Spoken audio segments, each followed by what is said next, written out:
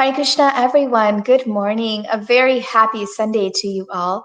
My name is Gopi Gita Schomaker, and you are here with us on the Children at Home show at the GBC Strategic Planning Team page on Facebook, YouTube, and please do share. Today, we are very lucky and very privileged to have Her Grace Radha Dasi Mataji with us here. She serves as the Minister of the Vaishnavi Ministry, is ISKCON's Vaishnavi Minister, and she has been working pretty diligently for a few years now. She's an acclaimed preacher and follower of Krishna consciousness of the ISKCON Society, International Society, and she's been giving such beautiful talks. You may have heard some of her talks on the New Jersey channel, on the Bhakti Center channel. So we're very happy to have you with us. Thank you, Mother Radha Dasi.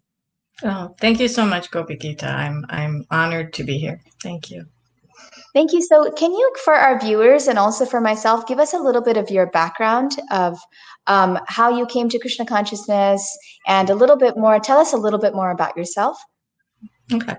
I was in law school when I first met the devotees, and I was just blown away by the Bhagavad Gita. Somebody gave me a Gita, and I thought, all the questions that I have, all the answers are in this book. I got to find out who these people are, right? And then I found out it was the Hare Krishnas, and that was kind of like a stop. I can't go any farther with this. I just couldn't see myself as a Hare Krishna member. It didn't fit with my life aspirations, but I was very drawn to the philosophy, loved the devotees, and who doesn't love prasada, right? So I kind of hung around, and Krishna eventually, he had to, squeeze me a little bit, put me in some really uncomfortable, unhappy situations. But eventually I realized, yes, this is the path for me. I have practiced law or taught law throughout my career as a devotee. I'm getting older, and I'm really looking forward to the time when I don't have to practice law anymore. I'm married. I've raised 2 children in Krishna consciousness.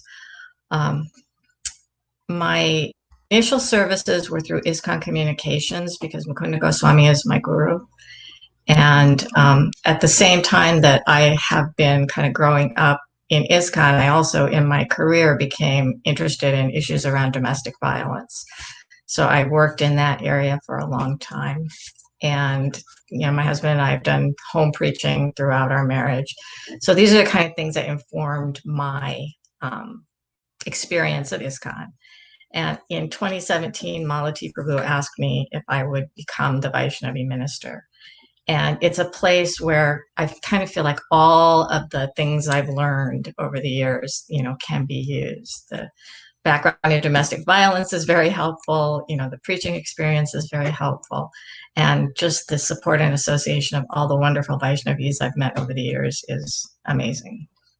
Yes, wow, thank you. I didn't know that about you. I was not aware that you had been involved in the domestic violence, supporting and protecting women and Matajis in ISKCON in that environment. And I think that's such a wonderful service. And thank you so much for taking that on and taking care of our Vaishnavis in that way, in a very personal, intimate way.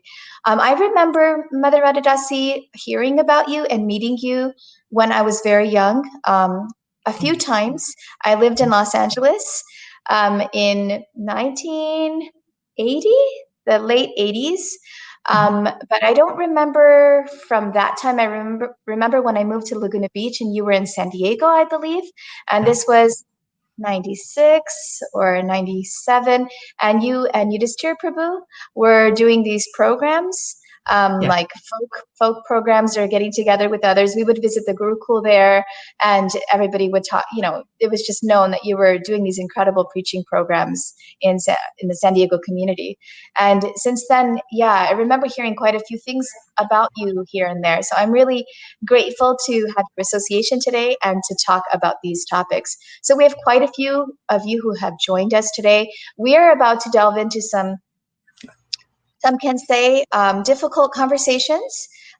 We're going to be aware of the difficulty of these conversations. And if you have any questions or any thoughts at any time, we do request you to please comment and please share your thoughts about these conversations about this particular topic. Your responsibility now for the past 3 years, and thank you so much for taking this, Srila Prabhupada. I feel Srila Prabhupada is watching over us right now with your presence here, as you've taken on such a great responsibility on behalf of more than 50% of the population of ISKCON. And your responsibility is now to nurture the devotional service and the bhakti creeper of women worldwide. In our movement, and those that don't yet know that they're going to become a part of our movement. Yeah. And so, can you explain to us a little bit of the formal, I guess, policy goals of the ISKCON Vaishnavi Ministry? Yeah. Well, the Vaishnavi Ministry's purpose, and I'm just going to read our official purpose statement, is to create an open-hearted culture of empowerment for Vaishnavis through association, education, representation, support, and service.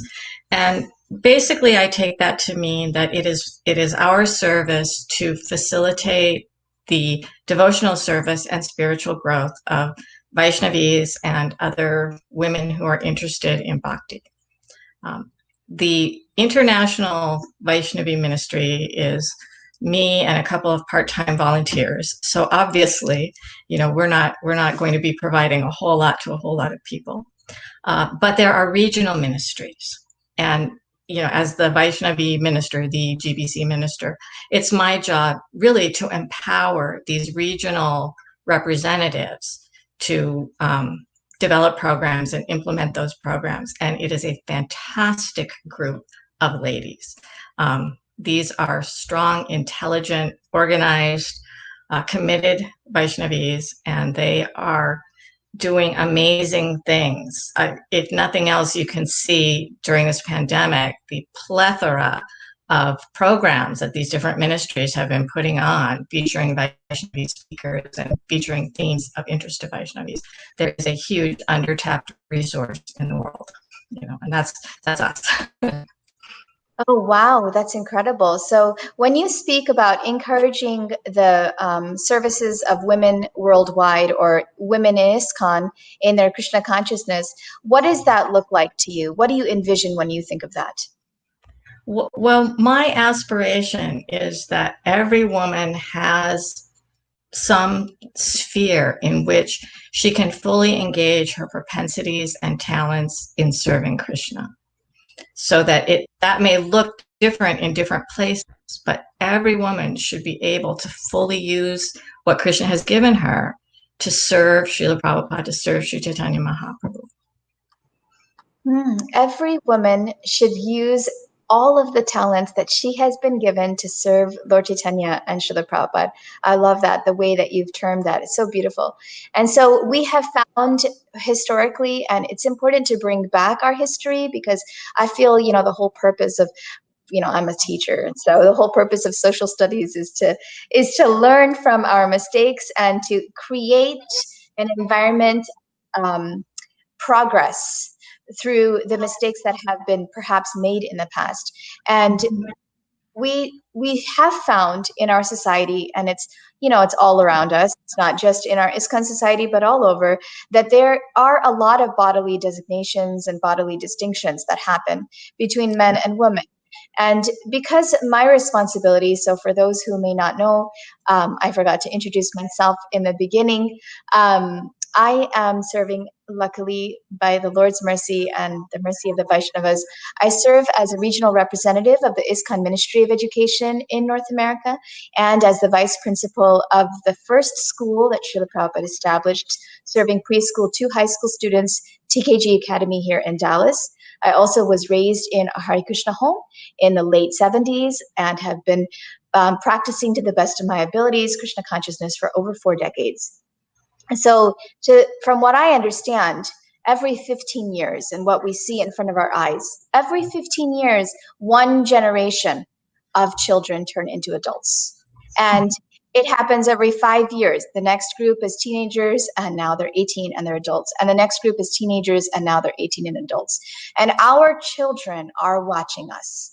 And they are seeing how is my society that I belong in, my Bhakti Yoga society in North America, my temples, my families, my communities, how are they empowering each other in devotional service?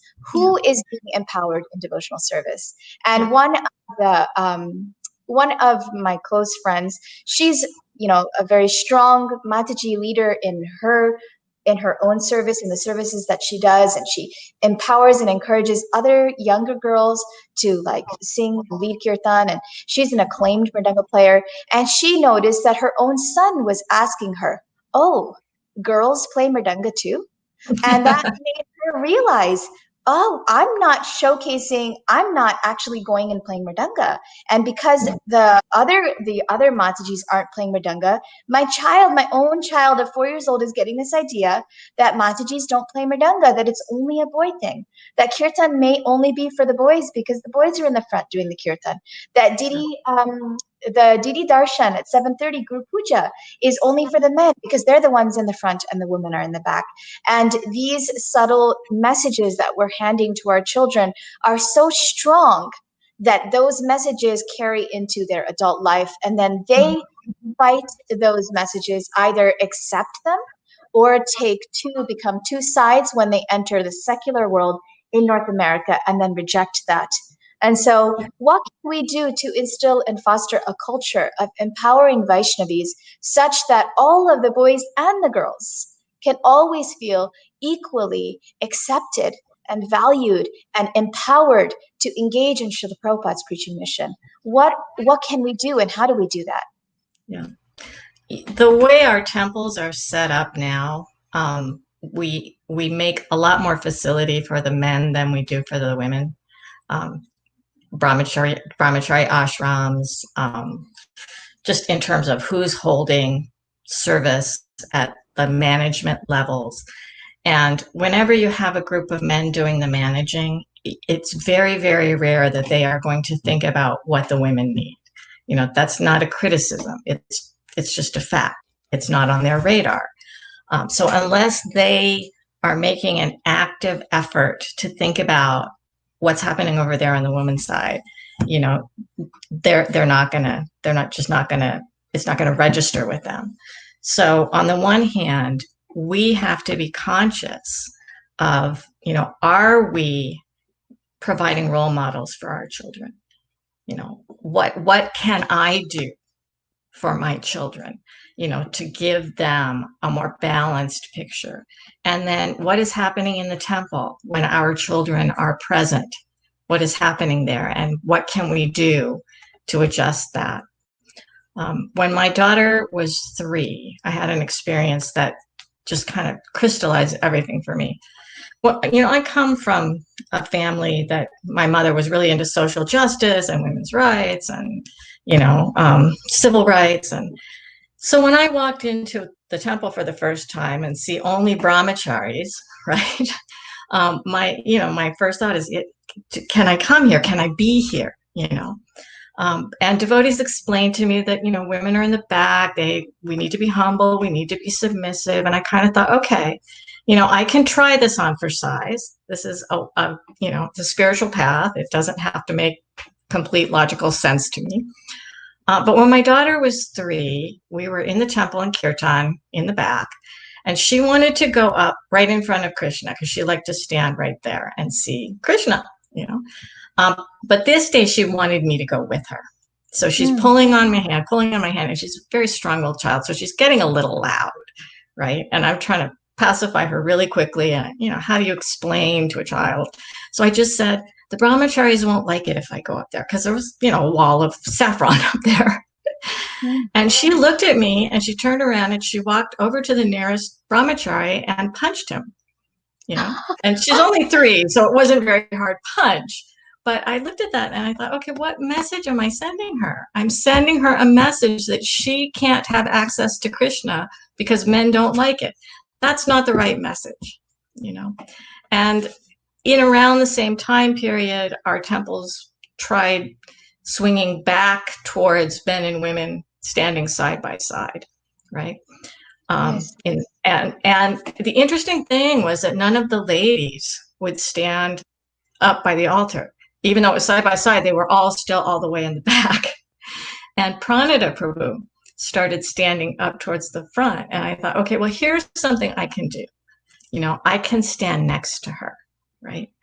So, and I felt at that time like I'm holding space for my daughter and the other girls, even though the rest of the ladies are happy in the back, that's fine. But more ladies will come. These girls are going to grow up. And so I'm holding space for them. So that's the kind of thing we need to bring to it. What opportunities are we giving our daughters? What opportunities are we giving our daughters? And it's so interesting because I hear these stories, and there are quite a few of them in ISKCON, where women are feel disempowered in their services in these subtle ways where there's not literally the physical space in the temple isn't given. I was very fortunate. My sister and I, we were raised in quite a few temples, but as teenagers, we were raised in a temple where Mangalarti was side by side, and the Matajis under Birkishmara in North Carolina were right up with Radha Golokananda. And it wasn't like you were kind of like inching your way up. The whole program was side by side. And with, my mother Vrindavaneshri, my father always empowered us. He had two daughters. My grandmother had come to America when I was born and thought I was going to be the first boy in the family. But no, I was a girl. And yes, I was in an Indian family. And of course, in India, a lot of times they can value sons more than they value daughters.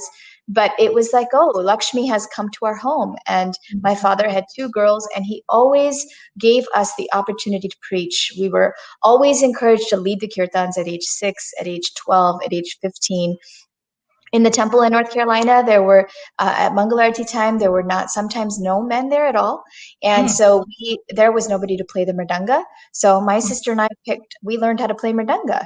And then we started teaching others as well, how to, other girls and boys in the community, how to play mridanga. Of course, this was back in the early 90s before all the fancy mridanga players came into that very far surpass any of my minuscule mridanga playing abilities. But Mother Urmila was my teacher, and she always empowered, always gave us those opportunities in Laguna Beach, here in Dallas.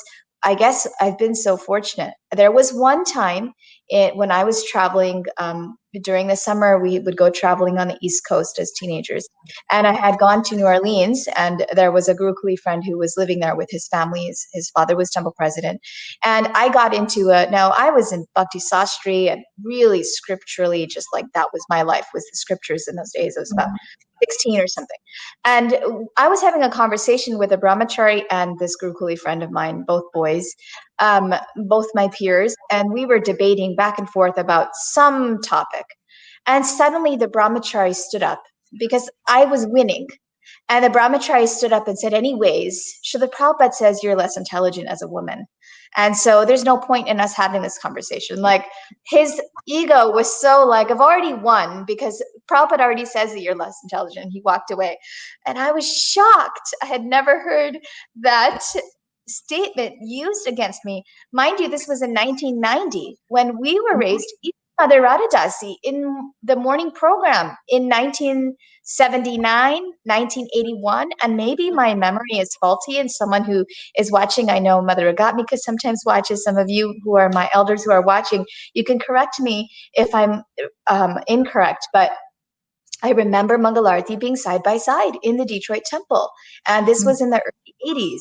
And so Srila Prabhupada, the world that we were raised in, the world that Srila Prabhupada encouraged for us in America was very like equal opportunity. You can go back to God and you can preach and you can do whatever anyone else can do. I never thought that the boys that were my peers in the Gurukul were better than me.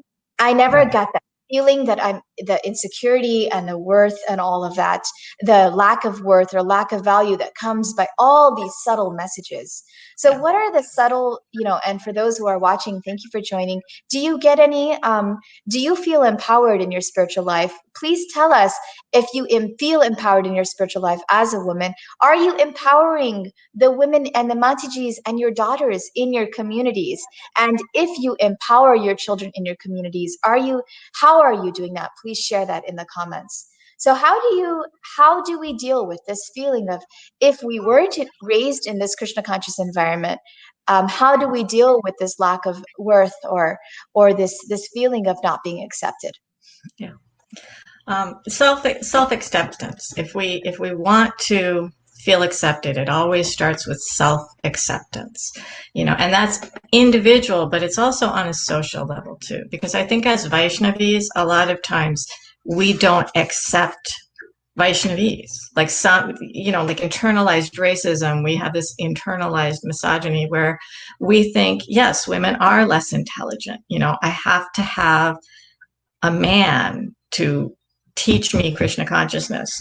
When my husband has Lyme disease now, so he's not so active, but before he got really sick, he did a lot of mentoring and a lot of preaching. And there were so many women who would come with a question that, was really about being a wife or a mother. And they'd want to talk to him and not me, which of course hurt my false ego, but also was a little inefficient because quite frankly, he's never been a wife or a mother, so why do you think that he's going to have some insight for you? But because they needed to hear from a man, needed validation from a man, and when we need validation from outside ourselves, we're vulnerable to being misled, we're vulnerable to being exploited, and also we're missing out on the love and caring that is what we really need, and that's with the Vaishnavis. So when we're looking for that outside male validation, we start competing with each other, criticizing each other, trying to feel better than, and it becomes, Vaishnavi association becomes uncomfortable and unsafe. I'm not going to reveal my mind to my peers at this temple because they're going to gossip about me and criticize me, and that's the perverted reflection of the community building and love and nurturing that we actually want from our Vaishnavis in our society. I've been empowered, and I want to offer my respects to my Guru Maharaj, my husband, to the male mentors I've had. They definitely have empowered me. But it's something that really impacted my heart in a deep way is how many Vaishnavis have empowered me. When I was growing up in Krishna consciousness, there was not facility for women to speak. There was not facility for women to lead, at least in the community I was living in.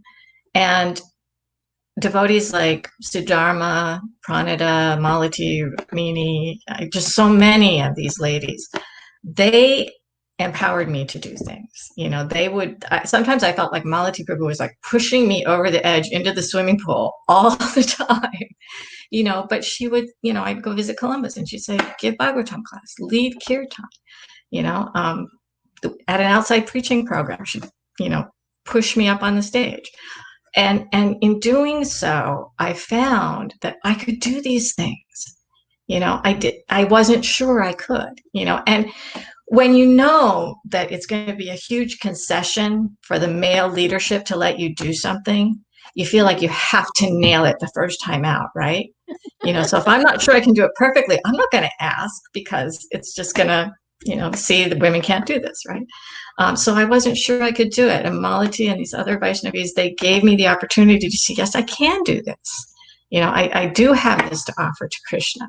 And that, just kind of opened up my heart so that then I could see the opportunities in other places as well. Wow, so you're speaking such important points here. First, you're talking about validation, the internal need for validation, and that the tendency for us women can be that we seek validation from the group in power. You were saying earlier, like, the group that's in the minority tends to want to seek validation from the group in power. And in this, discussion, that's the women are the minority and the men would be the group in power, and that we should actually seek validation internally from Guru and Krishna and from the holy name. And I love that point that you're making, that you are enough, that I am enough, that every Mataji, every conditioned soul, every living entity that comes to Krishna's lotus feet is enough. And that just by hearing that we are full of so much worth, that the Lord has accepted us no matter what body that we're in. And the Lord wants us to reach our highest, fullest potential, no matter what body you're in. So if you're listening to this and you happen to be a woman, because that's what we're focusing on today, or a man, no matter what body you're in, please hear this from Mother Radha Dasi, that no matter what body you're in, you are enough and you are worth Krishna's love. And not just that, you are required and responsible to know that so much in your heart, that you can share that with others, and that you can take that torch and that responsibility to share that, whether that be through leading the kirtan or through giving the class, that is our God-given right. That is our right given by Chaitanya Mahaprabhu, that we must teach this to others and we must share this with others. So thank you. I really wanted to pinpoint that you were mentioning. And then the second point you were making was how fortunate we have both been, and how fortunate you were. Such stalwart Vaishnavis have guided you and raised you and empowered you. And I also wanted to, I love that you paid your respects to them. I wanted to also name some of our Srila Prabhupada's dear daughters, Mother Vishaka and Mother Jamuna, and Mother Urmila and Mother Kamalini, and there are actually so many, Mother Sudharma and Mother Mukhya, and all of these Matajis, my mother-in-law, Mother Birmala, who were with Srila Prabhupada in the early 60s, late 60s, 70s, 80s, 90s, 50 years of serving Srila Prabhupada and going through all the trials and tribulations, so those of us who are their daughters and their nieces can learn and can take that torch that Srila Prabhupada handed to them, because we do have a very important mission to accomplish, which is to bring the Paschatya, the Western world, to Krishna consciousness, and 50% of that is Vaishnavis. And so it's such an important responsibility that we have on our shoulders, that we need to be changing our culture in our temples. And I understand different countries have different cultures, and it's important, when in Rome, you do like the Romans do. It is very important to carefully understand Srila Prabhupada's position and how he presented Krishna consciousness in the West, and what concessions he made from Vedic culture, so that the daughters of America are attracted. And so how can we create this environment of empowerment for our daughters and our mothers and our children, not just children, but women in their 20s and their 30s today in our temples in North America? How do you recommend that we can do that? Well, one thing that I see, and it doesn't affect just Vaishnavis, it affects everybody, is sometimes we don't have a mood of inclusion. Sri Chaitanya Mahaprabhu's message is everyone is included, but a lot of times we only recognize spirituality in people who are like us. And this is a human tendency. It doesn't apply just to devotees, and it doesn't apply just to spiritual growth. But we tend to identify with people who look like us, speak like us, dress like us, think like us, right? And it's really important that we welcome everyone into this space. We may think that certain people, shouldn't have access, that they're not qualified. Well, that's not Sri Chaitanya Mahaprabhu's message. I myself personally had a very serious drug habit when I first started coming to the temple, and for 2 or 3 years after that. And there were some devotees that felt like, we're not going to encourage her, we're not going to associate with her, she's bad news, right? And that was probably true. But there were other devotees, especially Gunagrai Goswami, who just kept inviting me in, inviting me in, inviting me in, and if you put your worst bad habit up against the purification that Sri Chaitanya Mahaprabhu is offering, you know, which one's going to win, right? You know, Sri Chaitanya Mahaprabhu's mercy and the mercy of the devotees is what saved me, you know. And so whenever somebody comes to the temple and they don't really look like a candidate for Krishna consciousness, I always try to remember, okay, well, what did I look like when I showed up, you know? And then to try to engage them in some way. A lot of it comes down to personal relationships, you know, like we give a book, we say, come to the Sunday feast. And if that's all the person ever gets is they read Prabhupada's book and they show up at the Sunday feast for kirtan and class, their heart is not going to be pulled towards Krishna, you know. When we engage on a heart level, we make friends with people. We show them that we're interested in them and that we value their experience and their opinions. That draws their heart towards the devotees, which draws their heart towards Krishna. And we have to get to know each other, all right? So part of our problem is that our leaders, you know, our spiritual guides are largely men. They're the ones who are sitting on the Vyasasana. They are the ones with the obvious symbols of spiritual empowerment, right? And they are not the people who really can reach out to young women, right? So, you know, it doesn't work. We don't want to go there, right? So who's going to reach out to these young women? Well, it has to be us older women, right? And we feel like we're not authorized. We feel like we don't have anything to share. We feel like, you know, we're shy, right? We don't want to talk to strangers. But we have to. We have to, because that's the only way that these young women are going to know that they're welcome, that we want them there, and inspire them to stay long enough to get the mercy. You know, that's what we have to do.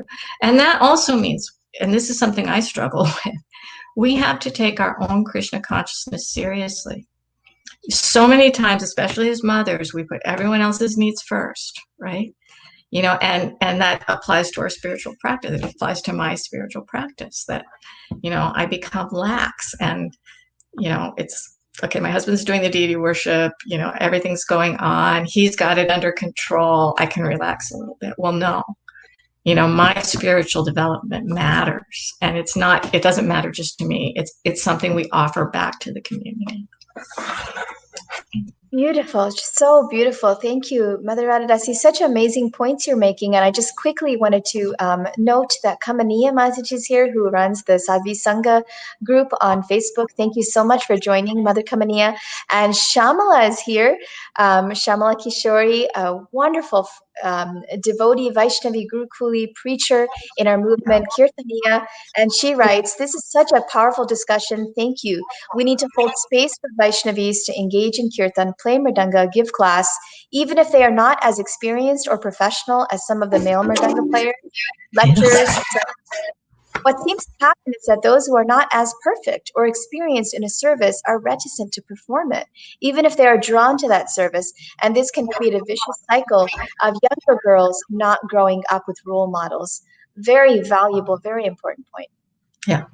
And how many times do we see young men, you know, being given an opportunity to lead kirtan, even when they're, forgive me, tone deaf or have no sense of rhythm, or, you know, but they're given that opportunity to develop these skills, right? So young women also need that opportunity.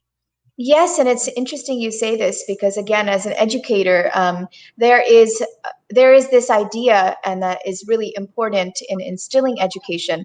In actually, when you're teaching a new concept to a child or a student or an adult, you want to make sure there are 3 levels to the learning that concept. First, they learn it. They get the information. It's Bloom's taxonomy, level 1 and 2. Then they start applying it.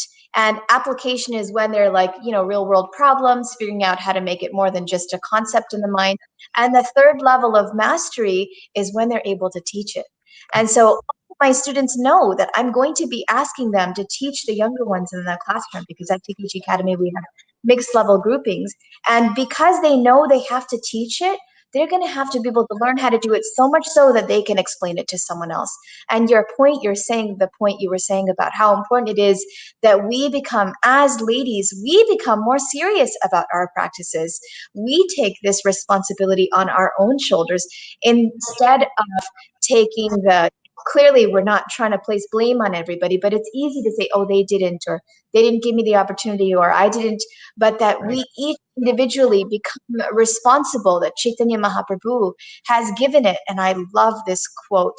Thank you, Kamani Mataji. You say this a lot to me and I keep forgetting, but this quote of Chaitanya Mahaprabhu, Jari dekhe tare kaho Krishna upadesh. Wherever you go, speak about Krishna. Amara agya, by my order, become a guru. Amara agya, guru hoy, tare desh. He has said this to every single living entity. And when we have that responsibility that, oh, I have to share Krishna consciousness, I better know what Krishna consciousness is. I better become Krishna conscious. I better learn how to share it.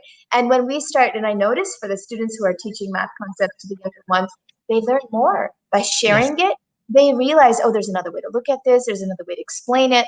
They learn so much more. That our movement, Srila Prabhupada empowered, teenagers to become preachers, because he knew that by preaching and sharing and taking that role of teacher, you become more purified. And so I love these points that you're making. So important, such valuable points. So I wanted to think about the temples, the temple structures of leadership in our homes.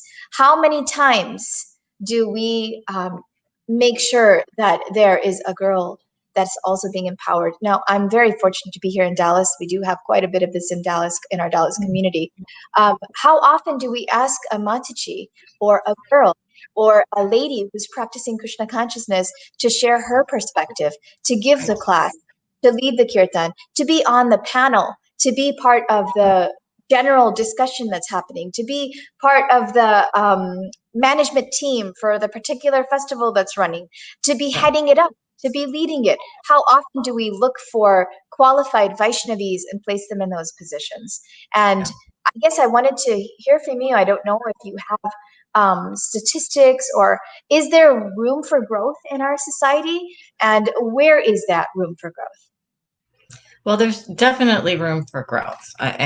We have, I think this part of the world, in terms of engaging women in management and more public facing roles, North America is ahead of the pack, but there's definitely room for improvement. And part of it is we empower very few people in general, right? You have a congregation of hundreds of people, and you maybe have 10 or 15 people who regularly give class, and that's dangerous, actually. And it's extremely dangerous not to include the female voice in decision making, in building your society.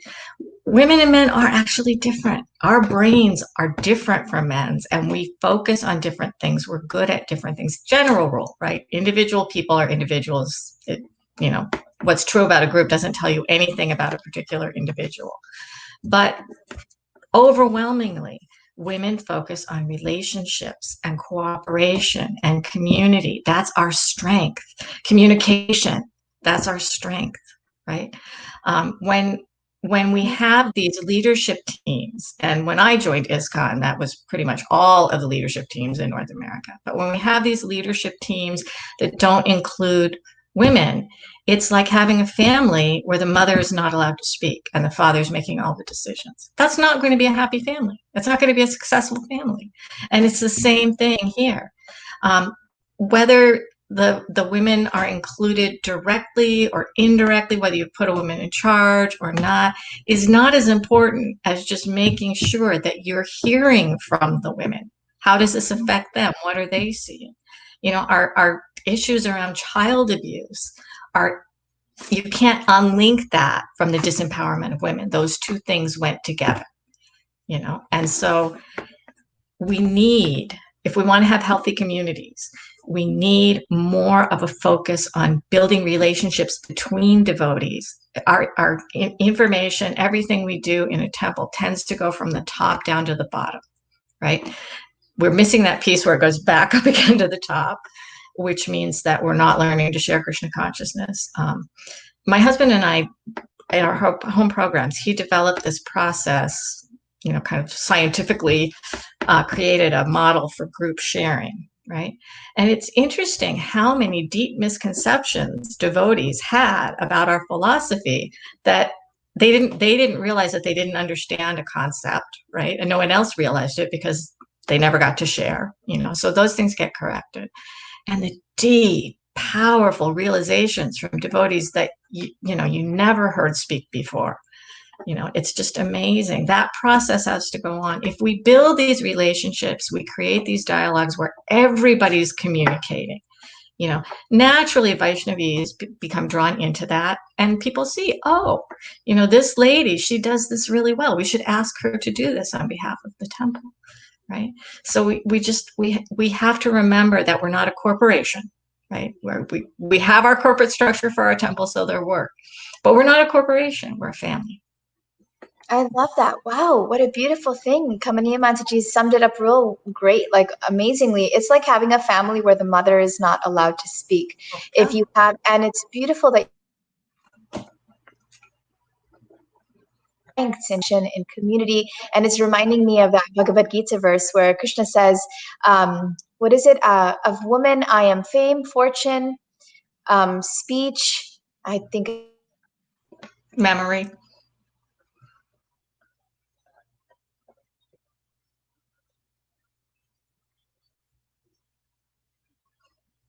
Mm-mm.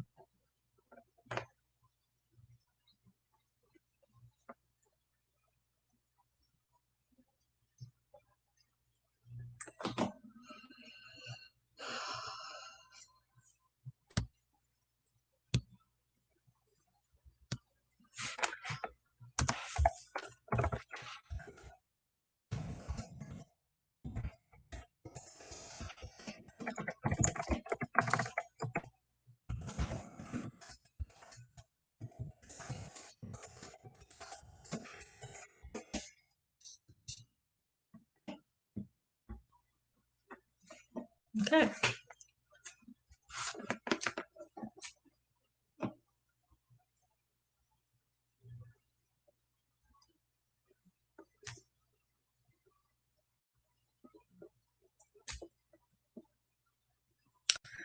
Well, Gopi Gita Prabhu has disappeared from my screen. I don't know what is happening. I'm going to keep talking, and hopefully I'm not talking over her while she's talking. One of the most important things that Vaishnavis can do is associate with each other, right? We need to learn to value that association. Somehow we've created a belief system where young women feel that they are valued only if they're married, right? That you have to have a husband in order to go back to Godhead. That's not true. You don't have to have a husband to make spiritual advancement. Srila Prabhupada was firmly in favor of Vaishnavis marrying, which makes sense. Most of us want to be married and should be married, and that's a great thing. But he also indicated that, it was better if we could take Krishna as a husband. So for the parts of our lives when we're not married, we need to take responsibility for our spiritual development. And I'm not sure. Oh, there we go. She's coming back. That's okay. I was rambling, so hopefully everyone was entertained. Well, there's so many of us still with you, so you're still here with us. Thank you, Devika. Dr. Devika Rao is here. She's also a second generation Hare Krishna devotee. And I had this question that I wanted to quickly hit on by Jivan. Thank you for this question. And Dr. Rao, I'm hoping you can answer this question because it was an interesting question here. Hare Krishna Mataji, some of the devotee Matajis are saying that playing mridanga for young daughters isn't good from the mother point of view. In the future, how far is it true? Can you please shed some light from Srila Prabhupada's point of view? So thank you for asking that question. I don't know directly what Srila Prabhupada has said about it, but I do know that I and my sister and all of our friends who are girls do play mridanga, and we have all had very healthy children. So it hasn't been an issue. Maybe the doctor here with us can also answer that question. So back to what we were talking about, Mother Radha Dasi. You were talking about communications and community and building community and how important it is to have the female perspective, the mother's perspective, like a mother speaking. what kinds of discrimination or disempowerment can exist in our communities that we need to be aware of? What are subtle things that can seep in? A lot of times I notice even my own subtle judgments and biases seep in. What are the different things that we should be aware of or we need to be aware of? Well, I think one of the most insidious tendencies is for Vaishnavis to fail to value the association of other Vaishnavis. You know, we oftentimes think we're focused on getting husbands. That makes total sense. You know, most women should be married and most men should be married. You know, family life is an important, the Grihastha ashram is an important stage of our spiritual lives. But we become so focused on finding husbands that we don't value the association of other Vaishnavis. And that's really the core of the community. That's the heart of the community, is the relationships between the Vaishnavis. You'll see that when the women support and love each other, the families are drawn together into community. You know, if the women are not developing good relationships, each family remains an island. So it's so important for us to develop these relationships. And it's really important for Vaishnavis to have association in their own space. You know, we need some time where the men are just not there, right? You know, and that's very hard to come by. That's very hard to come by. We have retreats, you know,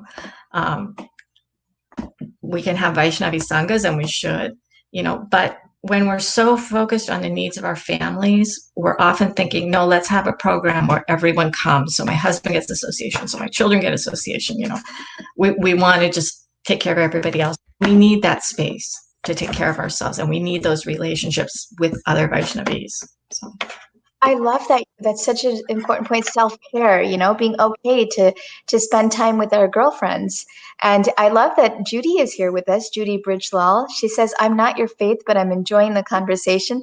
Thank you so much. And Hare Krishna to you. Thank you for joining us. So Vaishnavis is the term given in our bhakti scriptures to ladies who are on a path of self-realization and on a path of discovering their connection with the eternal Lord within their hearts. So just wanted to let you know, since you said you weren't of the faith, but you're watching, yes, that we need to seek out each other's company. And I do know the tendency, and there's this quote that my mom used to say growing up in Gujarati, and I was thinking I could try and say in Gujarati, but I might totally mix it up. If you put four men together, they'll build up a house. If you put four females together, they'll tear down a house because of the gossip and the criticizing and the backbiting and the judgment. And a lot of times we find within our own circles that we forget to empower each other, that we forget to build each other up. And so seeking out that loving association of building each other up, I'm so grateful to have a few of those close Vaishnavi friends who I can turn to, who build each other up. And so, yes, Devika, thank you. One of them is here with us today. And a whole community, the more you create that, the more you rise together in spiritual life. And then your daughters and your sons, they see that there's such a relationship of love shared, like the spiritual world. In a spiritual world, that's what the gopis are. How many gopis are there? We know there's 16,108 queens, and there's even more than that of gopis. And you know the manjaris and the gopis, and they're all serving Krishna together, and Radharani is pushing others towards Krishna and lifting each other up. And when you give yourself in that way, where you're empowering someone else and you're lifting someone else and encouraging someone else, you find so much deeper satisfaction in your heart. And so I'm going to take this lesson today, Mother Radha Dasi, as well, to seek out my Vaishnavi association and, not so much just like orient myself to a male-dominated society and testosterone-based, but look more internally for connections with my Vaishnavi friends. Yeah. It's a fact that I'm sorry. It's a fact that no matter how the men try to empower us, if we don't empower each other, then you're going to end up with just a few ladies at the top. And that's all you're going to get. So. Yes, it's so interesting because it's important that we identify that it's not just leading kirtan. While it is important to have Matajis on the panels and Matajis also giving the classes, those who are qualified. I asked my Guru Maharaj about this. I asked my spiritual master, how do I know when I can give class at the temple? Mm-hmm. And he said, I said, what qualifications do I need? And he said, the only qualification you need, and this is in writing, and he said, the only qualification you need is that you want to do it. And that was so like, whew, it was mind boggling for me that he had said that. The only qualification you need is want to do it. That once you express a desire to serve in a specific way, the Lord will work with you to make you qualified in that service. The Lord comes in and works on your humility. And every time you give a class, anyone who's a class giver knows that every time you give a class, if you're speaking on something you have not enough realization on, Krishna smashes you and gives you that realization right away. And so, yeah, Krishna will empower you. So what you're saying, it's not just about the class giving and the kirtan leading. It's also about association and connection and relationship. Speaking to each other, encouraging each other. If a new person comes, encouraging them instead of the judgment. And so much of judgment can come. You see a girl or a lady who's in your community walk in the door, and maybe she's not wearing what you would expect her to wear. And you might whisper to your daughter or to someone else, oh my God, look at what she's wearing. Oh, look at how she did this. Oh, look how they did that. And so staying away from that judgment and actually empowering each other, recognizing each other, giving words of love to each other. So we have one other question coming in. Radha Prabhu, could you comment on women who are not married, who don't wish to get married, and who don't find fulfilling relationships with devotee men? I married someone who's not a devotee, but really supports me in every way. I'm working on appreciating him more. Yeah, I think it was Sridhar Swami who gave me this rule of thumb early on. Does it help you become more Krishna conscious? Keep it. Does it pull you away from Krishna? Get rid of it. So the labels we put on things are not as important as the effects they have on our lives. Krishna Nandini, many of you know who she is. She's a Prabhupada disciple and a wonderful, wonderful preacher, expert in family relationships. And she's married to a man who is of the Muslim faith, right? But her husband, Terry Prabhu, he's God conscious, right? So his expression of God consciousness comes through a different faith tradition, but he's God conscious, and he empowers Krishna Nandini to practice bhakti yoga at a deeper level, and she empowers him to practice Islam at a deeper level. It's ultimately, we're not trying to be the most perfect representative of our temple or the most perfect representative of ISKCON, the perfect ISKCON devotee. We're trying to become lovers of God, right? So when we can find that support, I deeply believe that when we share values and traditions and worldviews, it makes marriage easier. Marriage is hard many times, and the easier we can make it, the better. The more compatible we are, the better. But we may be compatible in so many different ways and just externally express our faith a little differently. I don't see that as a big deal. All right. I hope, Devika, that helped, your reply. That was a good reply, or a happy response for you. Sorry. And there's another comment here coming in from Chintamani. Her initiative name is Shamala Kishori. When we have more Vaishnavis sharing Krishna consciousness, teaching and giving lectures, then children growing up will learn to value the wisdom of senior Vaishnavis as much as Vaishnavas. Such an important point. And the girls in our society will also see that it's important for Matajis to understand the philosophy and present it to others, because they will see that their mentors were Matajis who presented it. So they'll also take on that torch that Chaitanya Mahaprabhu and Srila Prabhupada is requesting us to take on. They'll see examples of it. They'll start realizing that this is also their responsibility, women and men. It's our responsibility to share Krishna consciousness. And especially for us older ladies, we have Krishna consciousness. and we have life experience. That's important. But we also, there's a mothering energy that we bring.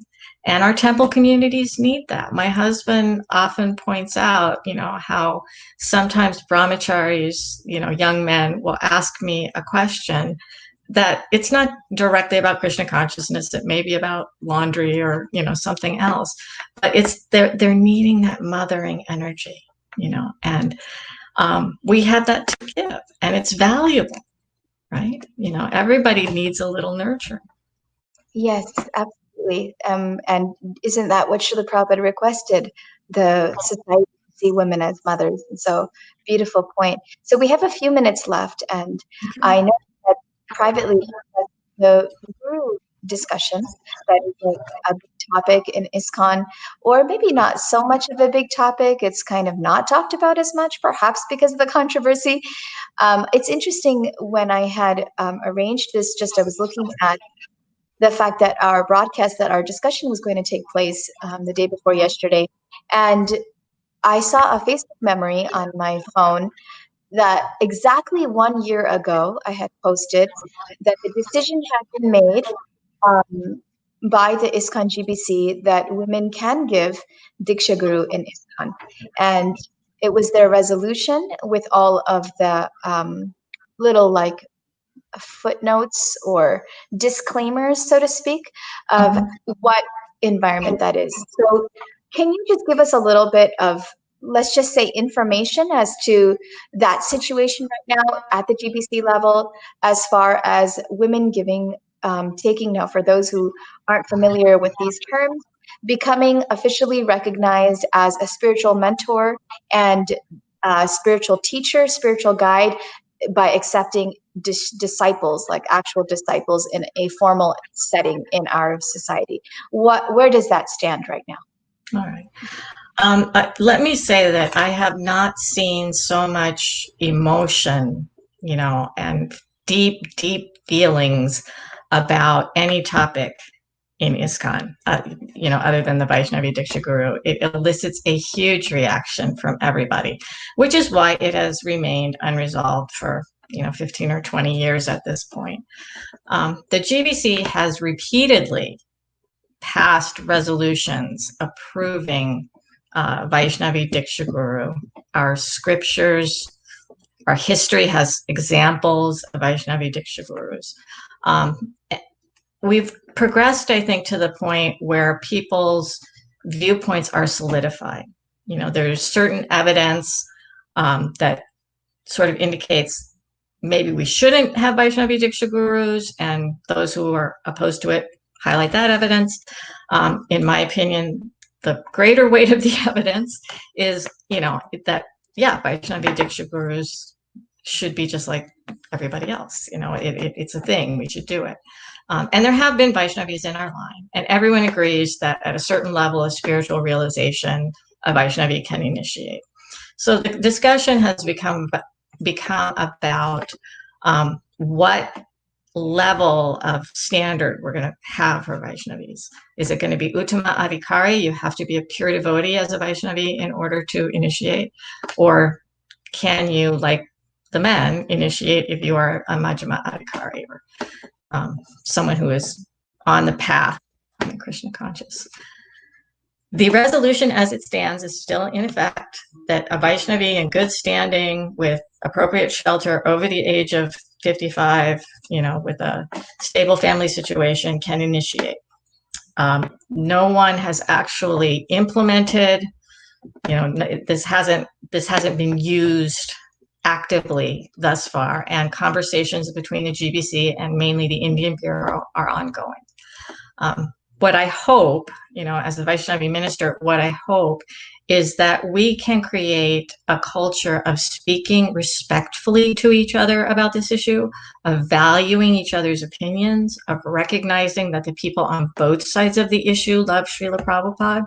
What I think is, really tragic in this situation is how it has polarized devotees, and it's made it okay, for some devotees to attack each other personally, and whatever you think about the Vaishnavi Diksha Guru issue, that's wrong. This is, we all love Prabhupada. We're all one family, and we're going to figure this out. Okay. Wonderful. So it's interesting to hear you. You're saying that the GBC has passed repeatedly that resolution approving Vaishnavi Diksha Gurus, and it's just at this point there is a dearth of candidates that are interested in applying.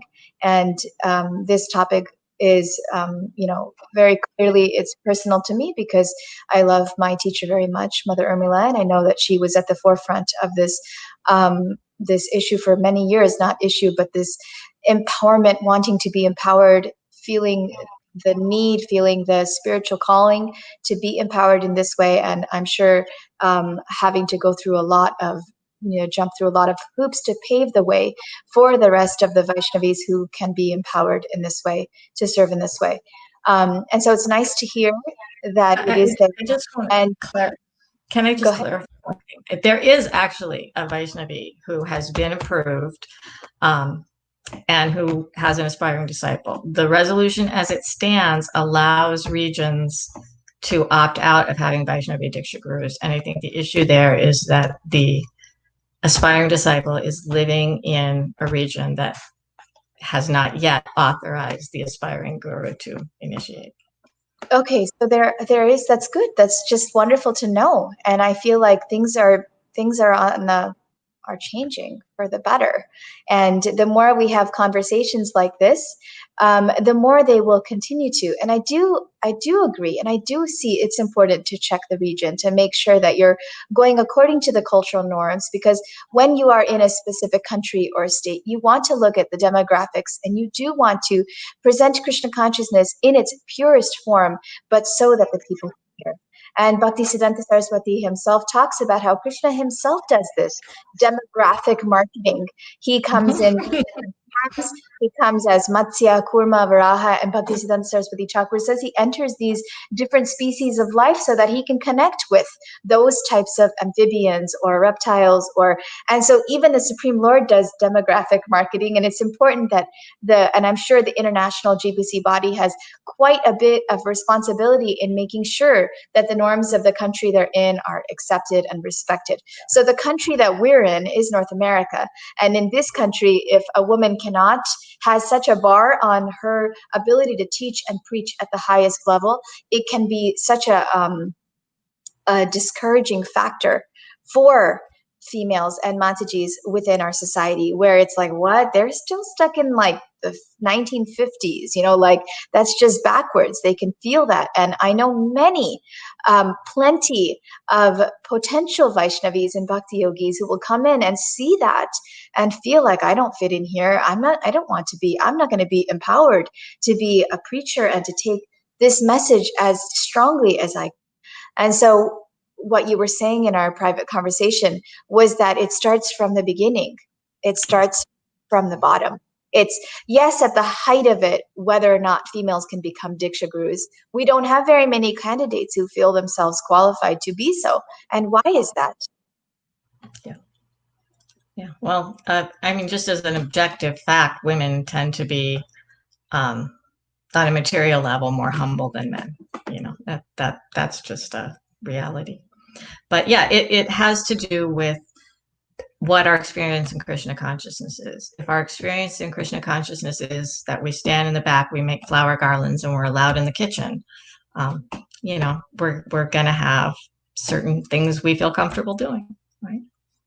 Yes, and that's why it's so important, you were saying earlier, to engage each according to their psychophysical nature, because some would be so completely satisfied in making flowers for the deities and making the garlands, and others may not feel like they have strong kinesthetic abilities and they're better at speaking about the Lord, and they can share Krishna consciousness. I've got such a wonderful friend, Jai Shri Radha Dasi Mataji, who gives classes at our temple. We've got a lot of our age devotees who are gradually getting into sharing Krishna consciousness. Srila Prabhupada empowered his young daughters to do it at age 19 and 21 and 23. If you understand the philosophy of Krishna, share your realizations in front of him.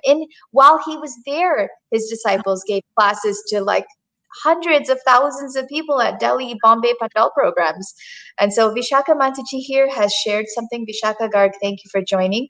Hare Krishna, Dandavat Pranam. We have an ISKCON Girls Forum here in Delhi. Sometimes there are a few Matajis whom we are not able to engage enough because they have potentials and capabilities much more than an average woman. They don't understand, is it because of the limitations of being in a woman's body and thus belittling ourselves, or is it because of narrow-minded viewpoints which surrounded us? So it feels like some conflict here. Do you have anything to respond to her, Mother Radha Dasi? Yeah, if you have Vaishnavis who have particular talents and for whatever reason the temple community is not able to give them a forum for using those talents, create the forum. You know, nothing says that Krishna consciousness can only be shared in the temple. You know, nothing says you can't make devotees in other places. And in fact, many Vaishnavis have done amazing preaching, you know, out in the streets doing book distribution, you know, reaching out to outside groups. We can expand this movement more quickly by taking our preaching out of the temple, you know, than we ever will. We can't get enough people in the temples, you know, to really change the consciousness of the world, right? We have to take this out. So, you know, if the Vaishnavis are not empowered in the temple, take it out. You know, rent a hall, gather in someone's home. But once you begin doing that, the doors will open. Yes, beautiful. Really important. Take it out. And that's, I wanted to end this broadcast with a shout out to my sister, Her Grace Gauramani Mataji. In the Vrindavan temple, they do not, because of cultural, traditional rules that are established, which we respect very much, they do not allow Matajis to sing in the temple room. And she has had a burning desire to share kirtan from her very childhood. She's always just wanted to sing for Krishna. And she placed herself right outside the temple room. So inside the temple room, it's not allowed. So she got her band together, of course, with her husband, Param Prabhu. And right at the Samadhi in Vrindavan Dham, they started their kirtan every Saturday, every Sunday. And now she is a phenomenon. She's a worldwide phenomenon. She's got more likes and followers than some Bollywood actresses and actors. You know, she's encouraging and connecting with extremely famous singers and getting them to chant Hare Krishna. And, you know, like in the past 5-10 years, she has become empowered by not allowing herself to be stopped by external circumstances. Bhaktisiddhanta Saraswati Thakur says that external circumstances, there was a war going on, and Srila Prabhupada challenged him. What about the externals here? You know, how can we talk about preaching the message of Chaitanya when we're in the middle of war? And immediately she was completely, you know, sorry, Bhaktisiddhanta Saraswati Thakur said there is no impediment to the spreading of this message. So whether we can be guru, officially or unofficially, let us each as Matajis empower each other and take on this responsibility to empower our daughters and show our sons that whether you're a boy or a girl, it doesn't matter. You can spread Chaitanya Mahaprabhu's mission and take it seriously amongst yourself. So I hope that helps you, Vishaka Mataji. Get together, as Radha Dasi Mataji is saying, get together and with your friends and do it wherever it needs to be done. All right. Thank you, Akinchana Clark, for joining us. And thank you, Yudhishthir Prabhu, for joining us. That's Radhadasi Mataji's husband. Deep respect for your inspiring deep knowledge of the Vaishnava Siddhanta and excellent interview abilities. Thank you so much. Much respect to you, Mother Radhadasi. And I'm so glad we got a chance to connect and talk through this forum. For those of you who are joining us, please check out the ISKCON Vaishnavi Ministry. Do you have a Facebook or a website at this point, a group, an official group I could type up? I'm on Facebook under Radha Dasi and my legal name, Rebecca Cornea. It has both names on there. And I just want to take a minute to appreciate your parents. You and your sister have been an inspiration to me for over 20 years. You know, you both radiate Krishna consciousness. You've grown up into such elegant, wonderful women, strong women, and you are giving so much to our society. So thank you to you and your sister, but also thank you deeply to your parents. Thank you. Thank you so much for your blessings and your encouragement. We all need as much as encouragement as we can get. Life isn't easy, and it was it was hard to hear earlier. You shared about your husband's illness. I'm also sorry to hear that. It's like I know we share some camaraderie there in having to work through illnesses, and it's inspiring to see.